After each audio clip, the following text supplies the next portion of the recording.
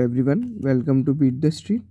तो आज हम बात करने वाले हैं बहुत ही इम्पोर्टेंट स्टॉक के बारे में जिसका नाम है जेट एयरवेज।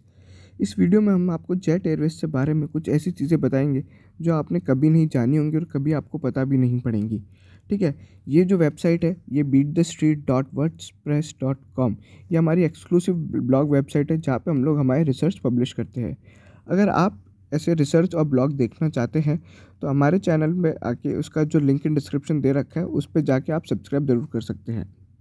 ठीक है, आज हम बात करने वाले हैं जेट एयरवेज के बारे में। इसके अंदर हम लोग क्या क्या कवर करने वाले हैं, जो कि है बहुत सारी चीज़ें। सबसे इम्पॉर्टेंट है कैसे शेयर होल्डर्स का यहाँ पे 99% नुकसान होने वाला है, रिजोल्यूशन प्लान की डिटेल्स, फिनेंशियल परफॉर्मेंस, सभी timeline of events, Murari Lal जलन का इंटरव्यू, फ्यूचर क्या है कंपनी का, और यहाँ पे ये अगर चालू होगी या नहीं होगी, कंक्लूजन, बाय करें सेल करें, ये सारी चीज़ें। अगर आप हमारे चैनल पे पहली बार आ रहे हैं तो हमारे चैनल को ज़रूर सब्सक्राइब करें और बेल आइकन को ज़रूर दबाएं। चलिए, सबसे पहले अगर मैं बात करूं, आपको बता दूं कि यहाँ पे जेट एयरवेज के शेयर होल्डर को नुकसान होने वाला है। अब इसके बाद क्या होने वाला है, ये कैसे होगा, ये सब चीज़ें जानते हैं। अगर किसी को नहीं पता है कि जेट एयरवेज में क्या क्या हुआ है तो मैं आपको बता दूं। देखिए, मई 2018 में सबसे पहले एक अनएक्सपेक्टेड लॉस यहाँ पे बुक किया था, जो कि जेट एयरवेज का पहला लॉस था 11 क्वार्टर के अंदर। सितंबर 2018 में इनकम टैक्स की रेड होती है। अक्टूबर 2018 में ICRA इसे डाउनग्रेड करती है। दिसंबर 2018 में यहाँ पे कंपनी अपने लोन का डिफ़ॉल्ट करती है। मार्च 2019 में नरेश गोयल, जो कि पुराने प्रमोटर थे, वो यहाँ पे छोड़ के चले जाते हैं। उसी के अलावा अप्रैल 2019 में कंपनी ने अपने ऑपरेशंस टोटली की बंद कर दिए थे। ठीक है, वहीं पे NCLT ने जेट एयरवेज को IBC के अंदर एडमिट किया था। IBC यानी वो ऐसी जगह होती है, एक ऐसा कोर्ट होता है जहाँ पे डेप्ट, जो भी कंपनी दिवालिया हो जाती है, उसका यहाँ पे रिजोल्यूशन किया जाता है। उसी के अलावा अक्टूबर 2020 में यहाँ पे जो कि कालरॉक जलन कंसोर्टियम था, उसकी बिड यहाँ पे अप्रूव होती है, जो कि अब यहाँ पे कंपनी के नए ओनर कहलाएंगे। चलिए, ये सारी चीज़ें हुई, बट सबसे इम्पॉर्टेंट बात है जेट एयरवेज की फ़ाइनेंशियल परफॉर्मेंस। जेट एयरवेज की फ़ाइनेंशियल परफॉर्मेंस बहुत ख़राब है। कैसे? कंपनी ने Q1, Q2, Q3 FY21 का कोई भी यहाँ पे रिज़ल्ट पब्लिश नहीं किया है। ठीक है ना, Q1, Q2, Q3 FY21 के कोई भी यहाँ पे रिज़ल्ट नहीं आए। लास्ट कंपनी ने जो रिज़ल्ट पब्लिश किए थे 31/3/2020 के किए थे, वो भी अभी 10 दिन पहले किए हैं। उसके अंदर ऑडिटर ने डिस्क्लेमर ओपिनियन दिया। डिस्क्लेमर ओपिनियन कब दिया जाता है? जब यहाँ पे ऑडिटर के पास कुछ होता ही नहीं है बोलने को। उसमें मतलब ऐसा होता है कि अगर ऑडिटर के पास यहाँ पे डेटा इनसफिशिएंट है, ठीक है, अगर उसके पास फिनेंशियल इनसफिशिएंट है, तो एक डिस्क्लेमर ओपिनियन देता है। डिस्क्लेमर ओपिनियन का मतलब उसका कोई ओपिनियन नहीं है, वो ऑडिट करने में असंभव रहा। ठीक है, उसी के अलावा ऑडिटर ने 10 यहाँ पे बहुत ज़्यादा ऑब्जर्वेशंस रेस करे हैं। 10 ऑब्जर्वेशंस यहाँ पे मतलब 10 ऐसी चीज़ें बताई है जो कि उनके अकाउंट्स के अंदर यहाँ पे प्रॉब्लम है। मतलब बहुत सारे प्रोविजंस वगैरह, लॉस, नेगेटिव नेटवर्थ वगैरह, ये सारी चीज़ें हैं। ठीक है, और जेट एयरवेज के साथ सबसे बड़ी प्रॉब्लम ये कि कंपनी ने अपने यहाँ पे कंसोलिडेटेड रिजल्ट नहीं पब्लिश किए। क्यों? क्योंकि कंपनी को यहाँ पे ग्रुप कंपनी से कोई भी डेटा नहीं मिला, इसलिए यहाँ पे कंपनी यहाँ पे पब्लिश नहीं कर पाई। अभी इसके पीछे क्या रीज़न है? देखिए, जेट एयरवेज की जो जितनी भी ग्रुप कंपनीज है ना, उसके अंदर अब एम्प्लॉयज़ बचे ही नहीं है। एम्प्लॉयज़ ही नहीं है तो अभी अकाउंट्स बनाएगा कौन? तो अभी क्या है, जेट एयरवेज में इतने कम लोग हैं कि उनके अकाउंट्स भी नहीं बन पा रहे हैं। ठीक है, अगर हम बात करते हैं कि 31/3/2020 की परफॉर्मेंस कैसी थी, तो अगर आप देखेंगे नेट वर्थ यहाँ पे कंपनी की, अगर आप देखेंगे 15,580 करोड़। ठीक है, ये करीबन कंपनी की नेगेटिव नेटवर्थ है। अगर आप रेवेन्यू देखते हैं तो कंपनी का रेवेन्यू करीबन यहाँ पे 354 करोड़ रुपीज़ रहा है।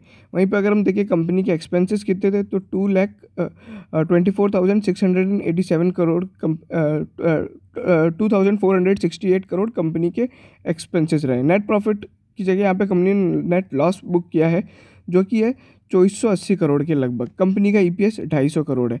ठीक है, तो अगर आप देखेंगे यहाँ पे उसी के साथ कंपनी की नेगेटिव नेटवर्थ भी है।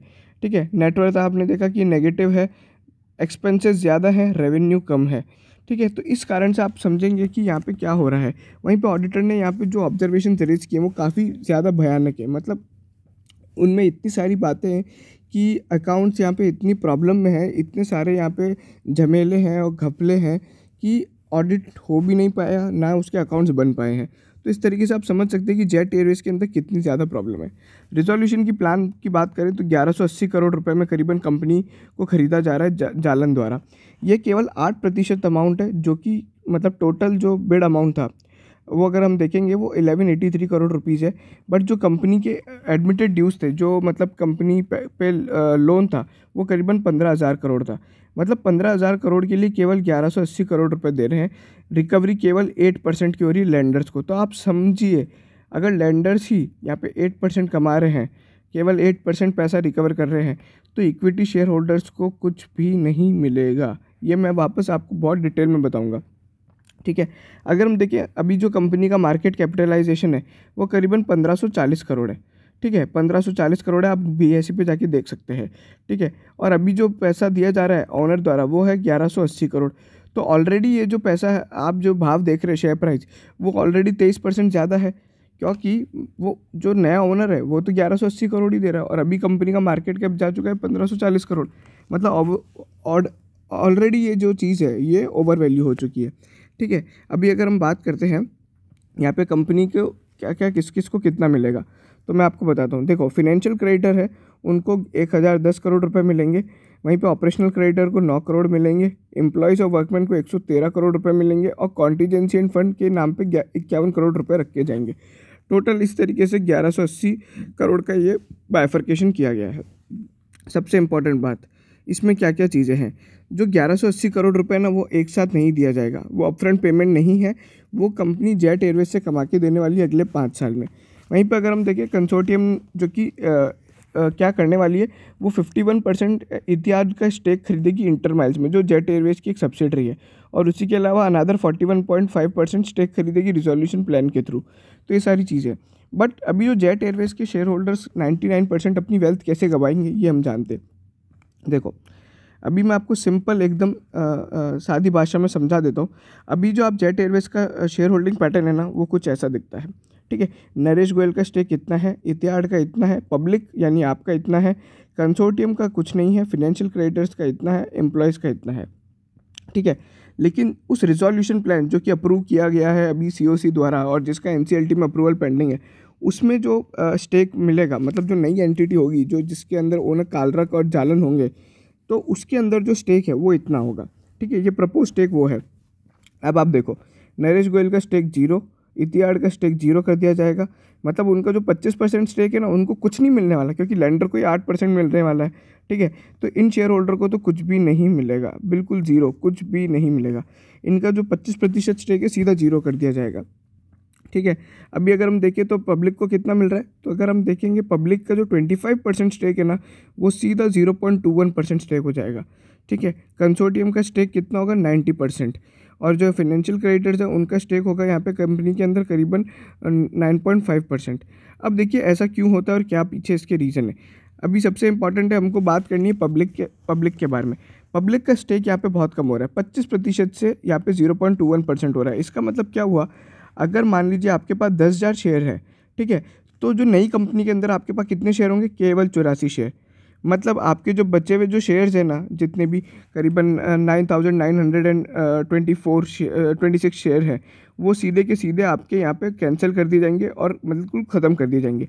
मतलब मान लीजिए अगर मैं आज मेरे पास 150 रुपये पे 10,000 शेयर है, ठीक है, जेट एयरवेज़ के, और अगर ये रिजोल्यूशन प्लान अप्रूव होता है तो जब भी नई एंटिटी बनेगी, जो भी नई एंटिटी बनेगी उसके अंदर मेरे पास कितने शेयर होंगे, 150 रुपये के यहाँ पे केवल 84 शेयर होंगे।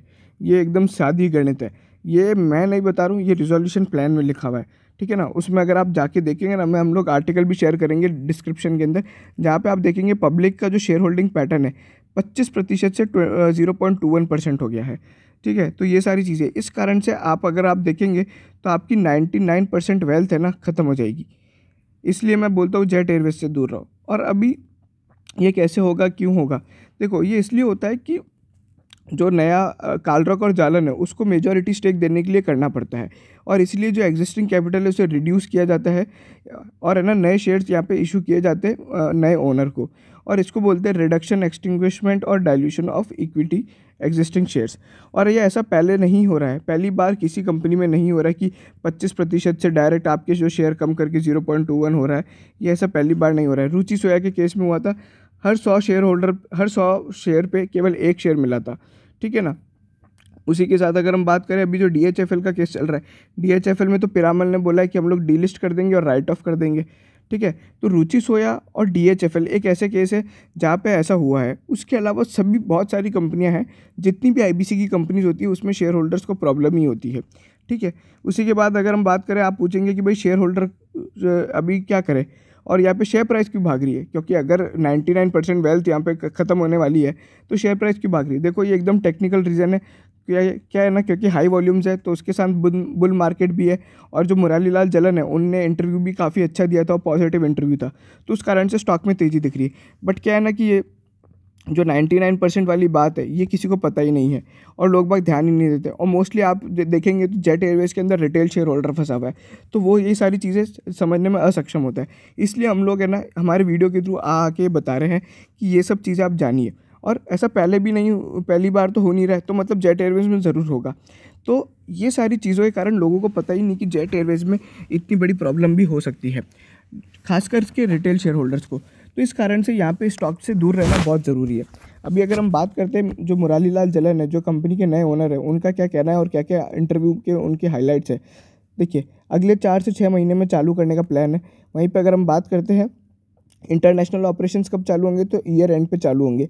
शुरू में 25 एयरक्राफ्ट होंगे और उनका मानना है वो बहुत ही पॉजिटिव है एयर इंडिया मतलब इंडियन एविएशन इंडस्ट्री पे। किसी भी तरह की फंडिंग और इन्वेस्टर की रिक्वायरमेंट नहीं है, कंपनी के पास काफ़ी सक्षम रहेगी। अगले 2-3 साल तक कोई इनको पैसों की ज़रूरत नहीं पड़ेगी। वहीं पर उन्होंने बोला है सब कुछ एकदम ऑन ट्रैक है और ऑन टाइम है, बहुत ही जल्द हम लोग कंपनी चालू करेंगे। वहीं पर अगर हम बात करते हैं जो स्लॉट होते हैं, मतलब जो रूट के राइट्स होते हैं, मान लीजिए मुंबई से दिल्ली पहले कोई फ़्लाइट चलती थी जेट एयरवेज़ की, बट अभी वो राइट इंडिगो को दे रखा है, तो उसको स्लॉट कहा जाता है। तो स्लॉट के लिए अभी भी बहुत इशू चल रहा है। गवर्नमेंट ने वो सारे जेट एयरवेज़ के स्लॉट दूसरी एयरलाइंस को दे दिए थे, और यहाँ पे क्या हुआ है, दूसरी एयरलाइंस ने उनके लिए अपने एयरक्राफ्ट भी खरीद लिए। तो अभी गवर्नमेंट का डिसीजन आना बाकी है कि जो जेट एयरवेज़ के स्लॉट्स थे उनका क्या होगा। लेकिन मुरारी लाल के हिसाब से यहाँ पे गवर्नमेंट ने उनको आश्वासन दिया है कि जेट एयरवेज़ के पुराने यहाँ पे जो स्लॉट्स है वो उनको वापस मिल जाएंगे, ठीक है। अगर हम बात करते फ्यूचर क्या है जेट एयरवेज़ का, तो बहुत ही यहाँ पे आने वाले टाइम में बहुत सारी चीज़ें जेट एयरवेज़ के लिए प्रॉब्लम क्रिएट कर रही हैं। देखो, सबसे इंपॉर्टेंट इशू जो कि है स्लॉट का इशू, क्योंकि स्लॉट अभी तक है ना DGCA ने इस पर अप्रूवल नहीं दिया है, और NCLT ने 3-4 मार्च का टाइम दिया है जब इनको बताना है, ठीक है। उसी के अलावा अदर एयरलाइंस जो हैं वो अपने रिसोर्सेज ले चुकी है, मतलब एयरलाइंस वगैरह यहाँ पे उस स्लॉट के लिए अपना एयरक्राफ्ट खरीद चुकी है। अब देखना ये कि जेट एयरवेज़ को यहाँ पे ये स्लॉट मिलते ही नहीं मिलते। अगर वो स्लॉट ही नहीं मिलेंगे तो फ्लाइट चलाएगी कहाँ पे, ये सबसे बड़ा क्वेश्चन हो जाता है। वहीं पे कंपनी के अंदर कोई भी CEO है नहीं, और कंसोर्टियम जो है उसका यहाँ पे कोई भी एक्सपीरियंस भी नहीं है, ठीक है। अगर हम बात करें एम्प्लॉयज़, जो एम्प्लॉयज़ सबसे ज़्यादा यहाँ पे लूज़ कर रहे हैं, उनको यहाँ पे मनाना बहुत मुश्किल होगा कि वो कैसे यहाँ पे वापस इस कंपनी में काम करेंगे। एम्प्लॉयज़ यहाँ पे सबसे ज़्यादा पैसा अपना गंवा रहे हैं, ठीक है। वहीं पे अगर हम देखें एयरलाइन इंडस्ट्री, जो कि अगर आप देखेंगे वो ऑलरेडी कोविड-19 के कारण लो कैपेसिटी पे चल रही है और काफ़ी यहाँ पे लॉस में चल रही है। अगर हम देखेंगे राइजिंग क्रूड प्राइसेस, लो कैपेसिटी और कोविड-19 के कारण यहाँ पे एयरलाइन इंडस्ट्री काफ़ी यहाँ पे लॉस में है। अगर हम देखें इंडिया की जो सबसे बड़ी एयरलाइन है उसने 627 करोड़ रुपये का लॉस बुक किया था, और उसका जो डेली कैश बर्न था, जो खर्चा था कैश के अंदर, वो 15 करोड़ रुपये था। वहीं पे अभी NCLT को अभी भी इस प्लान को अप्रूव करना है। करीबन 40 तरह के लीगल केसेस है जो जेट एयरवेज़ के खिलाफ पेंडिंग है। फिनेंशियल फ्रॉड्स और मिसकैरेज जो कि पहले के प्रमोटर्स ने किया है, उसके कारण हो सकता है कंपनी को हैवी एक्सेप्शनल बुकिंग करनी पड़ सकती है लॉस की, और बड़े बड़े प्रोविजन बनाने पड़ सकते हैं। ऐसा क्यों, मान लीजिए अगर जेट एयरवेज़ में कोई एसेट है वो घपलेबाज निकल रही है, मान लीजिए 1500 करोड़ की कोई हम पर ने बिल्डिंग दिखा रखी है, लेकिन उसकी एक्चुअल में वर्थ मान लीजिए केवल 150 करोड़ है, तो कंपनी के नए प्रमोटर्स को 1350 करोड़ का आते ही लॉस बुक करना पड़ेगा। तो उस तरह के हम लोग चीज़ों को बोलते हैं एक्सेप्शनल लॉसेस। वहीं पर अगर हम बात करें कंक्लूजन क्या है, कंक्लूजन बहुत ही सिंपल है। यहाँ पे इतने सारे लीगल और ऑपरेशनल हर्डल है, ठीक है। आगे लीगल केसेस भी है और ऑपरेशनल जैसी चीज़ें भी है। जैसा बोला जा रहा है 4 से 6 महीने में चालू कर देंगे, वो इतना ईजी नहीं है। अभी तक जेट एयरवेज़ का यहाँ पे वो प्लान अप्रूव भी नहीं हुआ है, ठीक है। और NCLT ने और DGCA ने अभी तक वो स्लॉट के इशू को भी रिसॉल्व नहीं किया है। कंसिडरिंग कि ये जो सारे फैक्टर्स है 99% इक्विटी का यहाँ पे डाइल्यूशन होने वाला है, मतलब शेयर होल्डर्स का नुकसान होने वाला है, वो एक बहुत बड़ी प्रॉब्लम है। और हम लोग को तो ये भी देखना रहेगा कि अभी जो इंडिया की सबसे बड़ी एयरलाइन है वो ही अभी लॉस में है, तो वो जब प्रॉफिट में आएगी उसके कम से कम 2-3 साल 1-2 साल बाद यहाँ पे जेट एयरवेज प्रॉफिट में आ पाएगी। क्योंकि अगर आप देखेंगे एयरलाइन जो बिज़नेस है वो बहुत ही ज़्यादा मतलब खर्चे वाला बिज़नेस होता है, तो उसके अंदर जल्दी से जल्दी लॉस में आना थोड़ा मुश्किल होता है। तो अभी बहुत टाइम लगेगा जेट एयरवेज़ को, मान लीजिए साल चालू भी हो जाती है तो अगले 2 साल लग जाएंगे एयरलाइन को यहाँ पे प्रॉफिट में आने में। तो ये सारी चीज़ें, अगर आप मेरी राय जानना चाहते हो तो क्या कीजिए, देखिए जो लोग अभी अगर निचले भाव पे ख़रीदे होंगे या किसी भी भाव पे ख़रीदे होंगे तो उनने काफ़ी अच्छा पैसा बना लिया। 150 रुपये यहाँ पे 150 से 140 रुपये का भाव चल रहा है, तो बहुत बेहतर रहेगा आप जल्द से जल्द इसको बेच दें। मैं ये नहीं कह रहा हूँ कि यहाँ पे भाव भागेगा, आगे भाग भी सकता है। क्यों? क्योंकि ये जो सारी खबरें होती है कि नया ओनर आ रहा है, उसके कारण है ना ये सब चीज़ों को इग्नोर किया जाता है कि 99% डाइल्यूशन होगा, लेकिन एक्चुअल में होता है। रुचि सोया में हम लोग ने देखा है, DHFL में होगा और बाकी भी सभी कंपनियों में हुआ है। तो हो सकता है कल को आपको स्टॉक 170 दिख सकता है, लेकिन क्या होगा ना, जब ये रिजोल्यूशन प्लान अप्रूव हो जाएगा ना तो आपके शेयर को कैंसिल कर दिया जाएगा और आपकी यहाँ पे वेल्थ डिस्ट्रॉय हो जाएगी। तो इससे अच्छा ये है कि आप 150-140 रुपये काफ़ी अच्छा पैसा कमा चुके होंगे, तो आप इसको बेच दें और कोई भी फ्रेश बाइंग ना करें। और अगर आप इसी तरह के एनालिसिस हमारे चैनल के थ्रू देखना चाहते हैं, हमारे ब्लॉग्स के थ्रू, तो हमारे वर्डप्रेस को और ब्लॉग स्पॉट को ज़रूर सब्सक्राइब करें और यहाँ पे हमारे यूट्यूब चैनल को भी ज़रूर सब्सक्राइब करें और बेल आइकन को ज़रूर दबाएं। शेयर कीजिए ये वीडियो जेट एयरवेज़ के शेयर होल्डर्स के साथ ताकि वो सारी चीज़ें जान सकें। आप सभी का बहुत बहुत धन्यवाद।